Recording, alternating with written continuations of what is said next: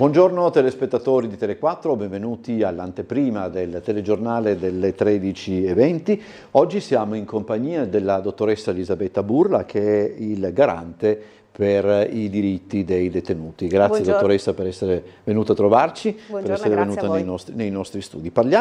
Incominciamo parlando di un'iniziativa che si è svolta proprio sabato scorso, se non mi sbaglio, che aveva a che fare e con la festa della mamma che ci sarebbe stata il giorno dopo, ma anche insomma con la condizione delle donne recluse. Sì, sabato ho promosso e aderito anche la consigliera regionale Giulia Massolino a un'iniziativa che è stata promossa a sua volta dalla Società della Ragione, che si intitola Madri Fuori. È una nuova edizione per sensibilizzare la popolazione e la cittadinanza sulla condizione detentiva delle madri detenute ovviamente, e quindi diciamo porre il focus su quello che è la condizione peggiorativa che viene delineata con il decreto legge che è stato approvato nell'aprile di quest'anno, il numero 48. In che senso peggiorativa? Peggiorativa perché restringe le possibilità, riduce le possibilità in capo al giudice di fare un differimento pena obbligatorio nel caso delle madri incinta e delle donne incinte, delle madri di prole inferiore a un anno, e rendendolo facoltativo, quindi comunque permettendo al giudice di fare una valutazione, però diciamo è una condizione che viene diciamo, ulteriormente ristretta, diventa una facoltà e non un'obbligatorietà, e diciamo che se la guardiamo da un punto di vista della donna che può aver commesso un reato potrebbe suonare anche come una cosa logica, e se la guardiamo sotto il profilo del nascituro o del bambino che appunto ha un'età inferiore all'anno è una condizione veramente aberrante. Ci sono spazi di manovra in tal senso?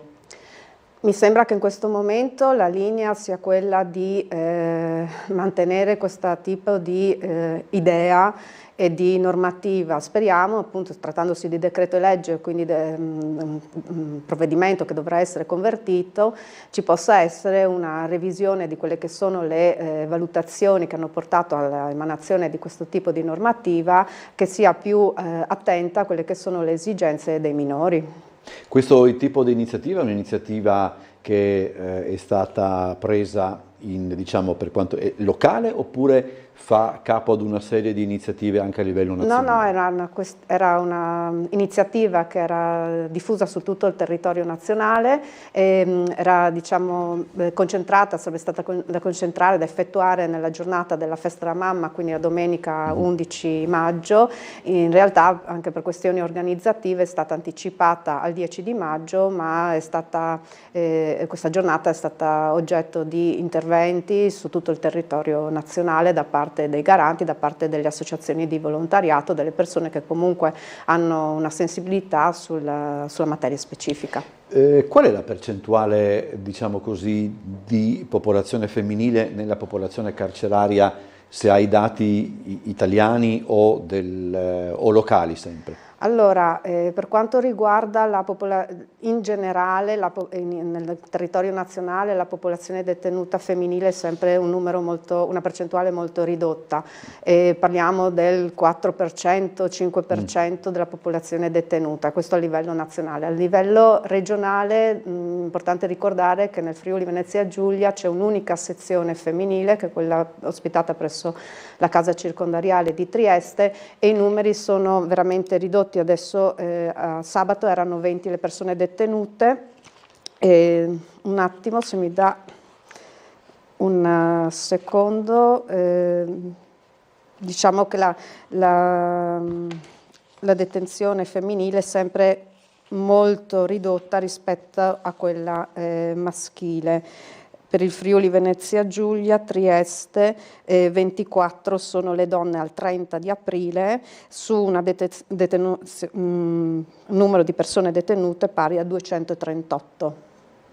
Ho capito, quindi sì, tenendo conto la percentuale è maggiore se faccio bene i calcoli. Sì, una leggermente maggiore, però Sì, appunto comunque 24 persone su 238 detenuti complessivi, quindi è un numero e teniamo presente che appunto Trieste è l'unica sezione femminile della Friuli Venezia Giulia. Senta dottoressa, affrontiamo un altro argomento che ha a che fare con i numeri sempre, e cioè l'affollamento, il sovraffollamento delle carceri. Mi pare che riguarda tutte le carceri italiane, no? Credo adesso. Sì, allora sicuramente riguarda tutte le carceri italiane, nel senso che noi abbiamo adesso, sempre al 30 di aprile, una popolazione carceraria che è di circa 62.000 persone, a livello nazionale ovviamente, no?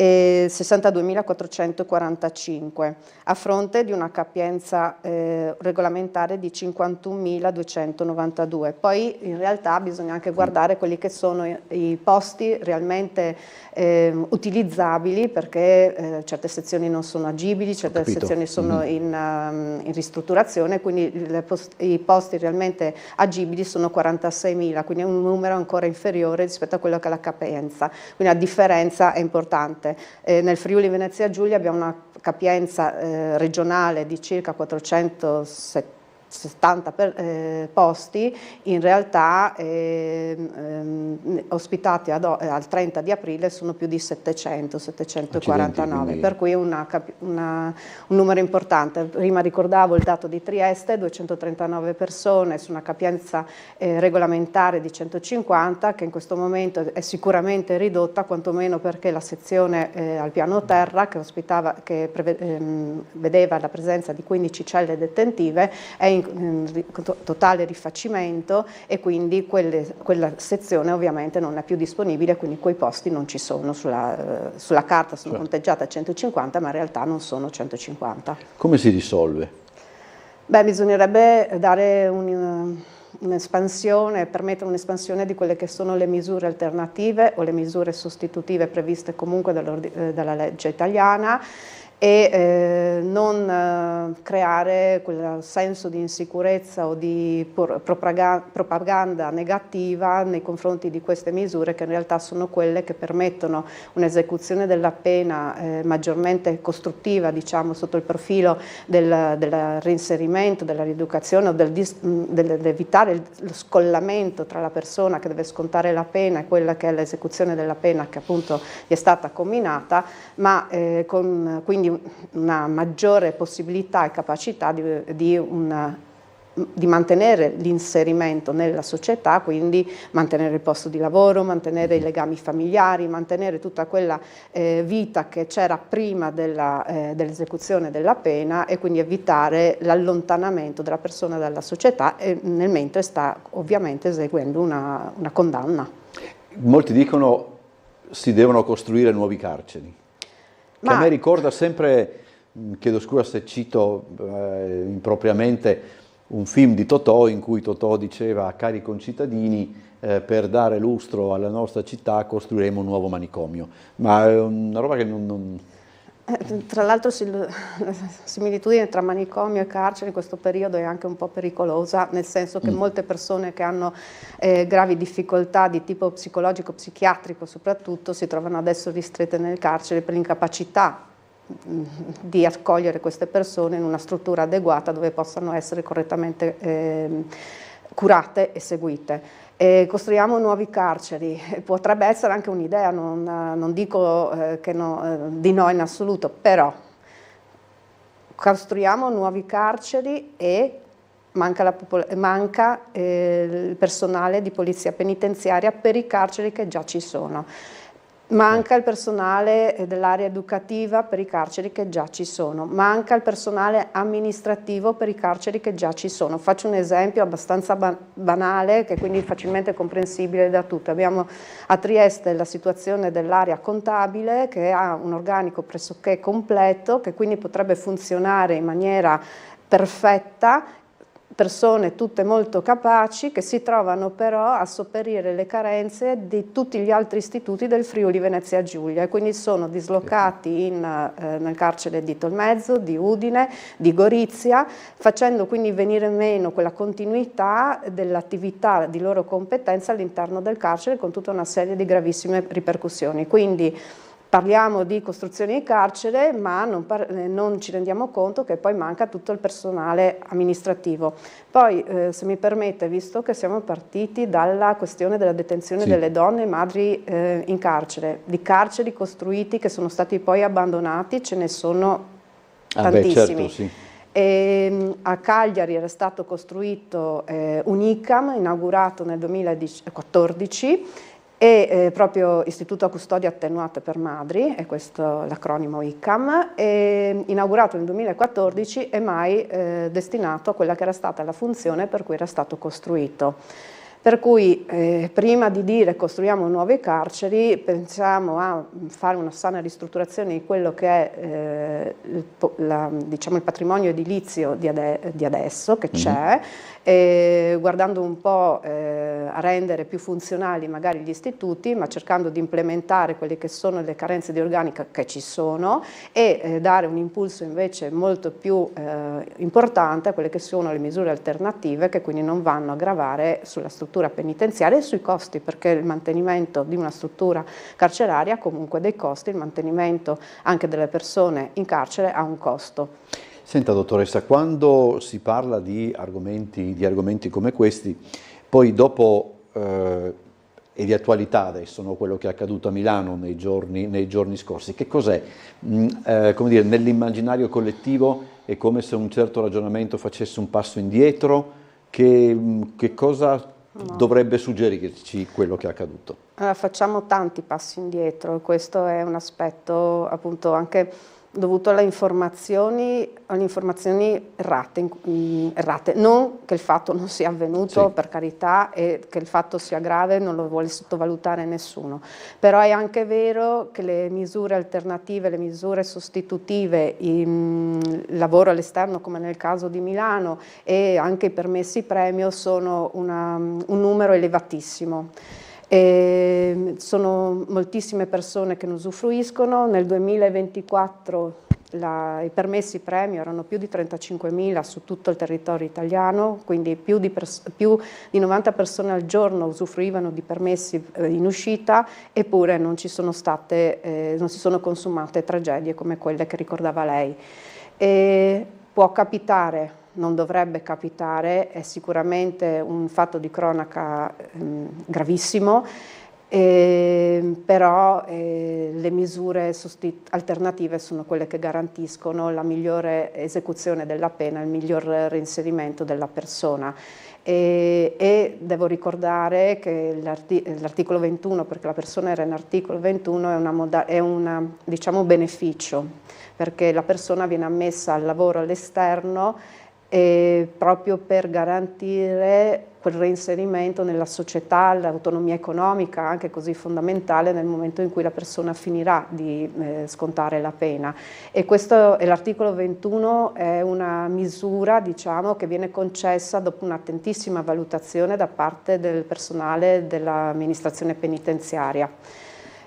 Ci sono delle valutazioni molto serie, del supporto psicologico, l'area educativa impegnata in prima persona, una valutazione diciamo, di tutti gli operatori che gravitano su quella persona, su cui fanno un progetto dettagliato, e viene approvato dal direttore e poi validato dal magistrato di sorveglianza. Quindi c'è un percorso veramente molto importante. E non è vero che neanche che viene concesso con così tanta facilità, perché se penso Trieste, con i numeri che appunto riportavo prima, le persone in articolo 21 a Trieste sono 5, di cui 4 le dipendenze dell'amministrazione penitenziaria e 1 le dipendenze di una ditta esterna, quindi appunto 238 le persone detenute, una media la media è questa ormai da anni, 5 persone in articolo 21, non mi sembra proprio che vengano diciamo, concessi questi benefici con un ampio margine, ma ci sia invece un'attenta valutazione di quelli che sono i percorsi che possono essere realizzati in maniera concreta e positiva. Mi dice in meno di un minuto, e le chiedo scusa del poco tempo che le concedo, il lavoro del garante che cosa fa? Ma il garante diciamo, ha delle competenze che vengono un po' delineate dal regolamento che è stato approvato dal Consiglio Comunale e quindi dovrebbe verificare quelle che sono le possibilità da parte della popolazione detentiva di usufruire dei servizi e delle attività che sono fornite dal Comune, quindi un contatto con i servizi sociali, la verifica della possibilità di lavoro, la possibilità di inserimento abitativo, l'usufruire dei servizi bibliotecari o sportivi, ovviamente con i limiti dell'esecuzione della pena e della privazione della libertà, quindi più semplice per certi versi usufruire di questi servizi da parte della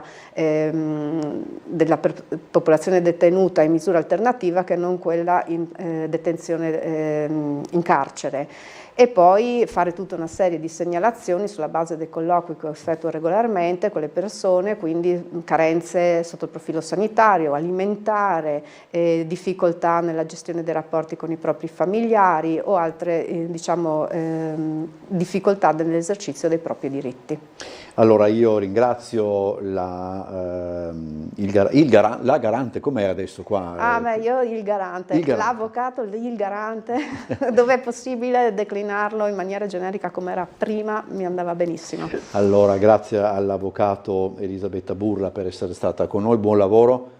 La ringrazio. Credo che insomma, il suo sia un lavoro veramente difficile ed encomiabile. Noi ci vediamo con Trieste in diretta come sempre alle 17:55, adesso andiamo in pubblicità, poi il telegiornale delle 13:20.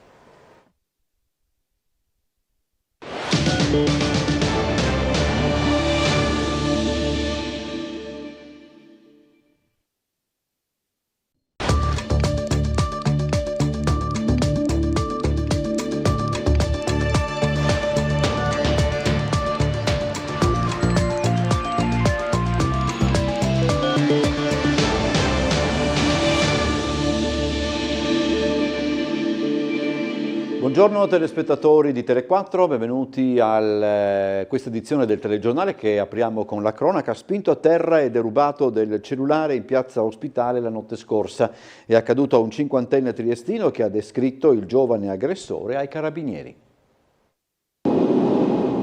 Rapina in strada la scorsa notte nella zona dell'Ospedale Maggiore. Un cinquantenne triestino appena sceso dalla sua auto in piazza dell'Ospitale con il cellulare in mano è stato spintonato a terra da un giovane che dopo una breve colluttazione gli ha rubato il telefono dandosi alla fuga a piedi. Il fatto è accaduto intorno alle 4:30 del mattino. Ai carabinieri intervenuti sul posto su richiesta della moglie, il cinquantenne ha fornito una sommaria descrizione del rapinatore, un ragazzo che indossava una felpa blu con il cappuccio sulla testa. Le pattuglie giunte da Borgo San Sergio hanno subito avviato le ricerche del ladro in tutta l'area, ma con esito negativo. L'uomo, una volta rincasato, è stato sentito dai carabinieri e invitato a sporgere denuncia. Fortunatamente non ha avuto bisogno di cure mediche. Le indagini dei militari dell'Arma potranno avvalersi anche delle riprese delle varie telecamere di sorveglianza presenti nella zona dell'Ospedale Maggiore. È stato trovato riverso a terra in arresto cardiaco l'operaio edile di 58 anni soccorso ieri da un'ambulanza del 118 nel cantiere di un'abitazione privata in via Monte San Giovanni ad Aquilinea.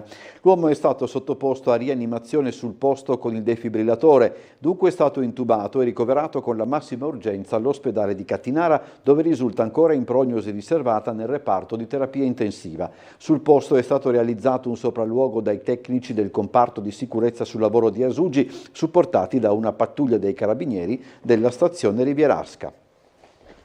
Parliamo ancora del crollo del tetto della piscina acquamarina, ormai datato nel tempo, quasi 6 anni fa, per il cui processo ai 4 imputati si sta avviando alle fasi conclusive.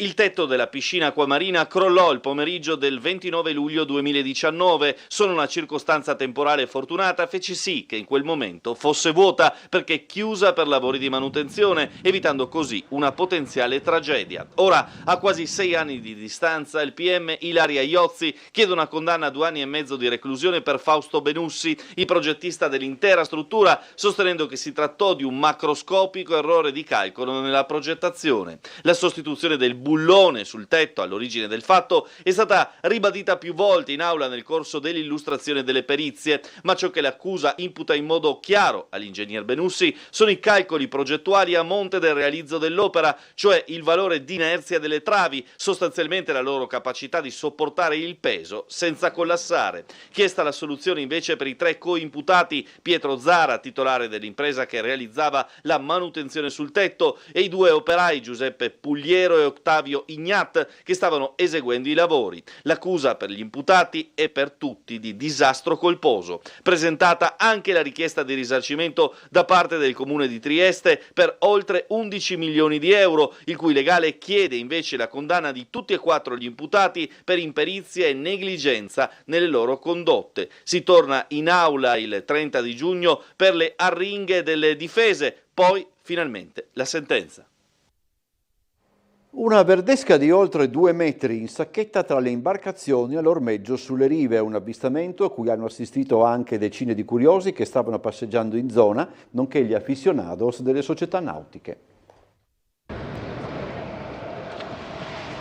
Una verdesca di oltre 2 metri sotto costa, anzi addirittura in sacchetta, è l'eccezionale avvistamento a cui hanno assistito decine di curiosi triestini in tarda mattinata sulle rive, sul pontile che collega Marina San Giusto all'Adriaco. Lo squalo, finito sotto riva presumibilmente alla ricerca di cibo, è rimasto fra le imbarcazioni e gli ormeggi per oltre un'ora, facendo scattare gli inevitabili scatti fotografici, video circolati poi in rete e commenti in salsa nostrana, mentre i tecnici di OGS e Area Marina Protetta di Miramare monitoravano l'esemplare. Le verdesche notoriamente risalgono l'Adriatico nei mesi estivi, seguendo i banchi di pesce azzurro, come fanno anche tonni, delfini e altre specie di squalo come il volpe, per poi dare alla luce i piccoli in acque non particolarmente profonde. Uno spettacolo della natura che però non va considerato un pericolo, bensì una testimonianza di salute dell'ambiente marino. E questo al netto dei burberi commenti registrati in banchina e di chi avrebbe voluto approfittarne per una grigliata, peraltro sconsigliatissima visto l'acre odore di urina che la specie emana una volta pescata. Chiedere ai vecchi pescatori per credere. Sarà per questo, sarà perché era tempo di concludere l'esibizione stile acquario, che la verdesca ha ripreso il largo proprio davanti all'obiettivo della nostra telecamera. Sì, siamo qua, adesso sembra che se ne sia andata finalmente, sembrava intrappolata, però alla fine ha ritrovato la via. Ecco, un incontro, come dire, che una volta era abbastanza usuale in Adriatico, di questi tempi un po' meno. Sì, non se ne vedono molte, era stata avvistata un altro esemplare l'altra settimana se non sbaglio, sempre dall'area marina protetta, e mi hanno mandato la segnalazione e sono venuto qui in pausa pranzo a dare un occhio e sono in stretto contatto con l'area marina protetta e quindi ero qui come inviato speciale, diciamo.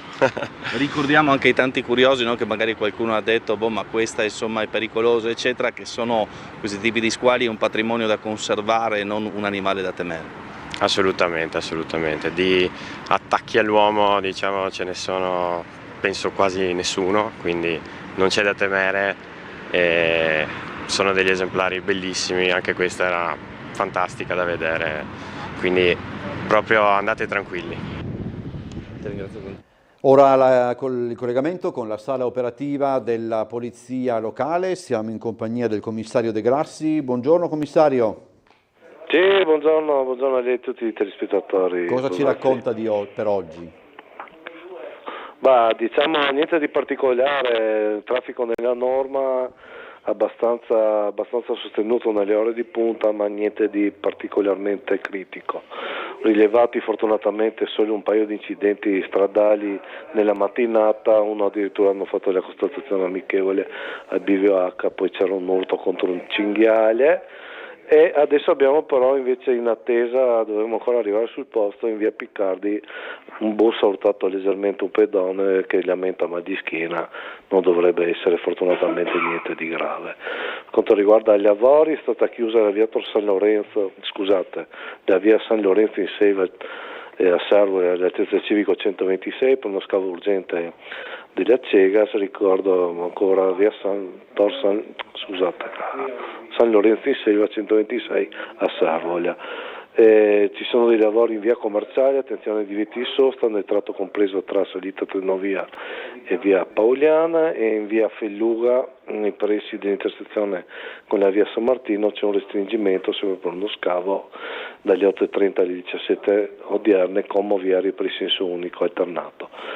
Per il momento altri interventi non abbiamo in atto, domani non abbiamo niente per il momento in agenda, vi restituirei la linea. Grazie commissario, buona giornata e buon lavoro.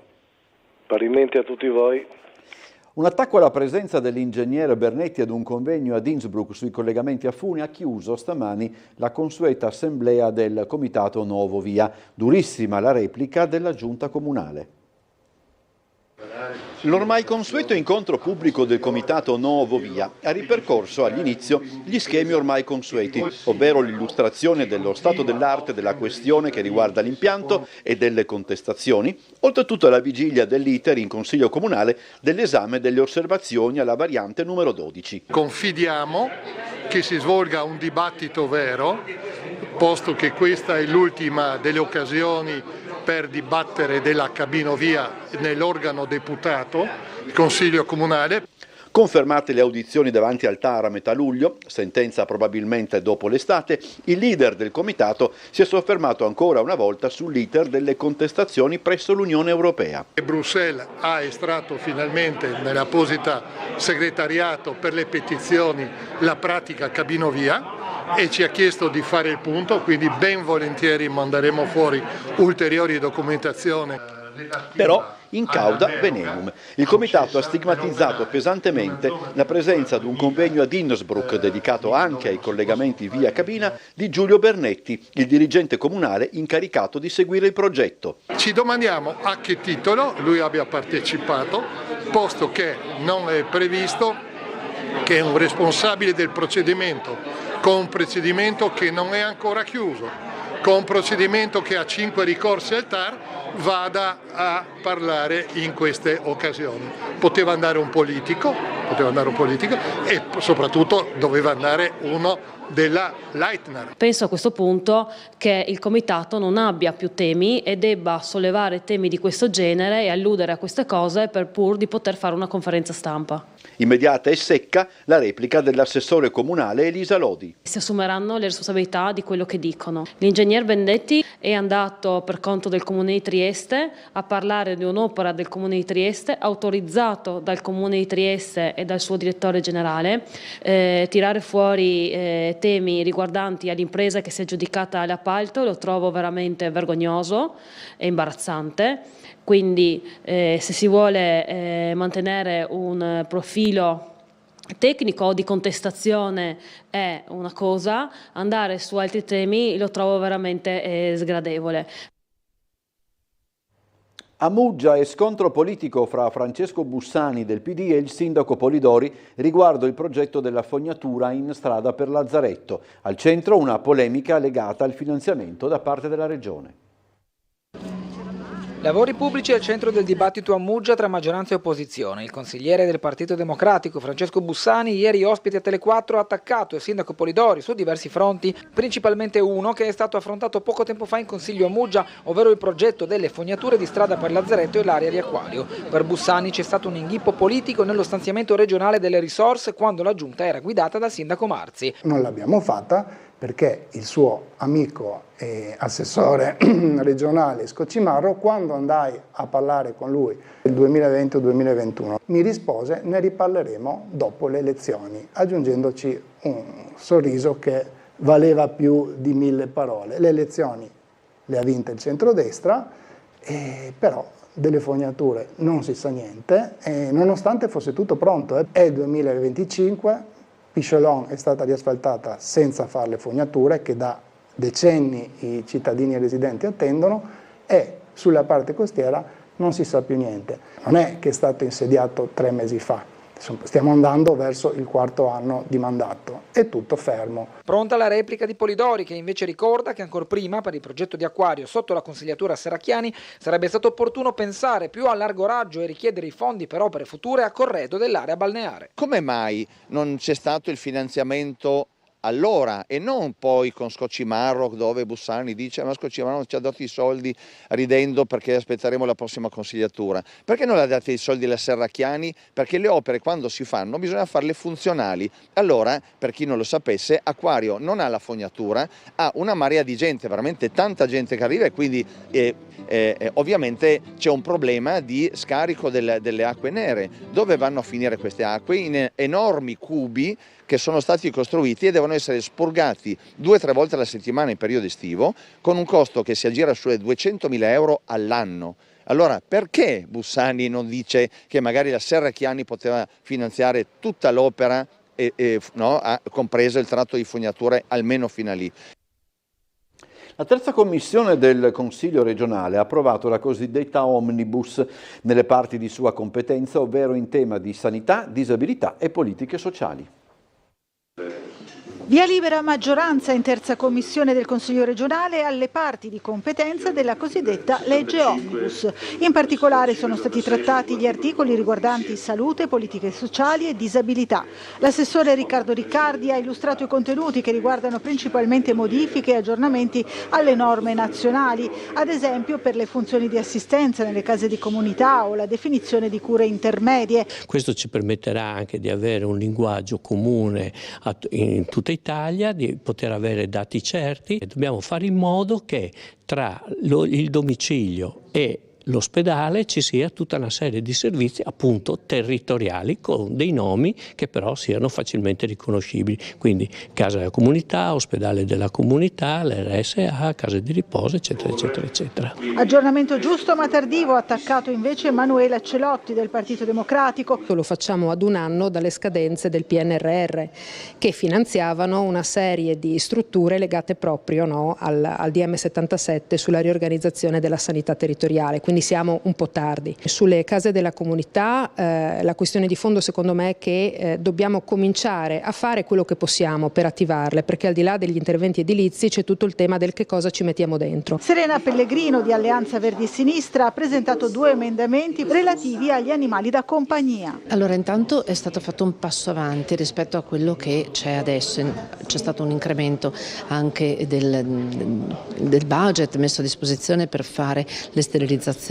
A livello nazionale è stato costituito il sistema nazionale degli animali da compagnia, a cui la Regione sta guardando con interesse. Ecco, i miei emendamenti dicono: Regione, fallo subito, perché già sono 10 le regioni che hanno aderito. Ancora di animali domestici ha parlato Lucia Buna della Lega, che ha apprezzato il recepimento in norma di un suo emendamento presentato lo scorso luglio. L'assessore è sempre stato attento alle sollecitazioni anche che arrivano dall'Aula, tant'è che l'anno scorso proprio un mio emendamento un po' innovativo ma già testato sul territorio, che va nel verso di dare una mano soprattutto nei territori, quindi nei comuni, per alleggerire il problema del randagismo.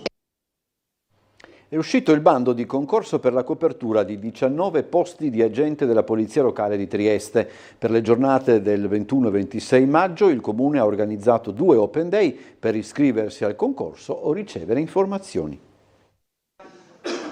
19 posti di agenti della Polizia Locale a Trieste. Il bando è appena uscito ed è rivolto ai giovani tra i 18 e i 35 anni, patente B e A2 o superiori, diploma di scuola superiore e conoscenza della lingua inglese. L'obiettivo è incrementare il personale della Polizia Locale, che attualmente conta 288 addetti di età media di 46 anni. Saranno in realtà più 20 le unità della Polizia Locale, perché ricordo a tutti che da poco è entrato anche un'unità cinofila e il concorso prevede l'assunzione l'assunzione di 19 nuovi operatori e voglio veramente ringraziare tutta l'amministrazione comunale e in particolare anche l'assessore Avian per la grande sensibilità ai temi della sicurezza. Per ricevere tutte le informazioni sul concorso e sull'attività della Polizia Locale, il Comune ha organizzato 2 Open Day, mercoledì 21 e lunedì 26 maggio alla caserma San Sebastiano di Viale Voltella. Le caratteristiche possono essere le più diverse, infatti colgo l'occasione per annunciare 2 giornate di Open Day, il 21 e il 26 maggio, durante i quali i candidati potranno anche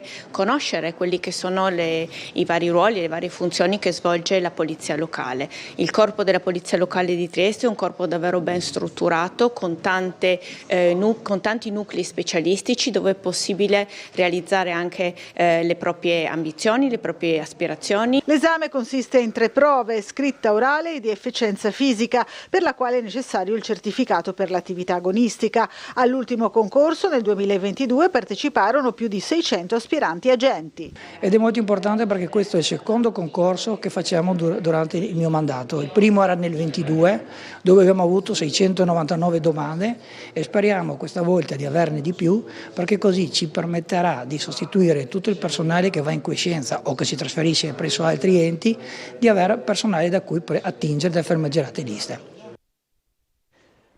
Ci vediamo dopo la pubblicità, rimanete con noi, ci sono altri servizi.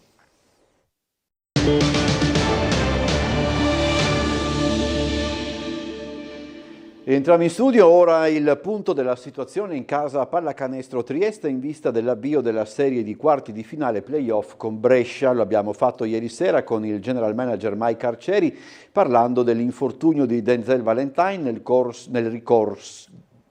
ricorso rispetto alla qualifica del campo e del nuovo possibile assetto della squadra con il doppio lungo. Come sta Valentine, come sta Rouzier? Se non sbaglio Rouzier dovrebbe essere a posto, Valentine forse meno peggio di quello che si pensava, si può dire così? Penso che fra 36-48 ore sapremo perfettamente, però i segni sono positivi su tutte e due. Ruz mi sembra che può allenare anche domani. Denzel ha fatto un X-ray oggi, è stato molto pulito, lui non ha dolore, dobbiamo ancora capire un attimo, però speriamo che possiamo andare a Brescia con tutti. Trieste che insomma wanna go big, per dire in americano, vogliamo andare lunghi in certe situazioni, con Killer Kelly in più è possibile, no? Quello è sempre, specialmente nel playoffs, aggiustamenti che un allenatore deve fare, è più facile farli quando hai più armi nella tasca. Allora se è di nuovo, come hai detto tu, nel playoffs il ritmo abbassa, più fisicità, meno fischi, sappiamo bene che difesa vince scudetti e dobbiamo portare anche di più energia e fisicità. Allora Jimenez ha la possibilità di giocare con un Jared Uthoff a 3, oppure un Jeff Brooks, giocando con Kyler, Jace. Allora ci sono più modi di giocare e dipende sull'opponent. Rispetto alla squalifica del campo, c'è la possibilità che con un controricorso che non so se è già partito, sta per partire perché dovevano essere depositate le motivazioni della decisione, ci sia la possibilità di scongiurare questa seconda partita lontano da casa? Quanta possibilità c'è? Faremo tutto che possiamo fare, sarà sicuramente un altro ricorso fra un pochino, allora però per dare 50%, 80-20 veramente non lo so, però faremo tutto che possiamo fare per giocare di fronte ai nostri tifosi e sicuramente sapremo qualcosa, non so, entro mercoledì, giovedì, perché anche dobbiamo preparare un altro palazzetto, ovviamente. Allora sapremo, mi sembra tutto, sul ricorso, palazzetto, Rouzier, Valentine, nelle prossime colazione domani per entro giovedì, dai, diciamo così. È biancorosso il futuro cestistico dell'assistant coach Francesco Taccetti, confermato anche per la prossima stagione sulla panchina di Trieste. Una notizia che va ad aggiungersi all'estensione di contratto del collega Nanni di 2 settimane fa, dando solidità e continuità al lavoro svolto fin qui dallo staff.